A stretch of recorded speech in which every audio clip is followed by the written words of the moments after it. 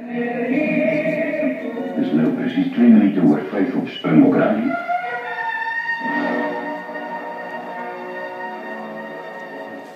No place to hide. Springbok Radio invites you to relax and enjoy the Pip Friedman Show.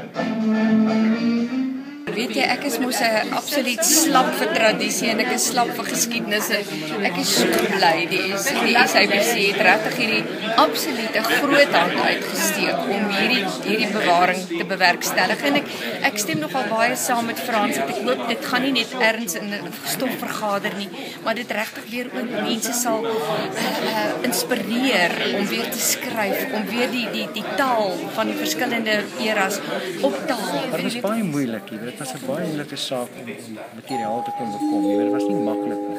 Ek het begin deur met die akteurs in kontak te bly met die omroepers van Springbok Radio en so deur het dinge gebeur. Dis hier kontak gemaak, daar kontak gemaak. Gehoor iemand het hier iets, daar iets.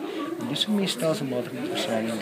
Iemand het vir Vanus Rautenbach gesê net na televisie begin het in 76. Sy sê oom, ek hou nie van televisie nie want die prentjies van die radio is mooier. Vroeger daar op Springbok Radio, want toe ek begin het op Springbok, daar was nie eens band in daai dae nie. Ons het 16 duim plate gehad. Ons het inside start plate gehad. So dit is baie memories vir my en baie van die mense soos Henry gesê het wat ek seker laas 40 jaar laas gesien het. Wonderlik, ja.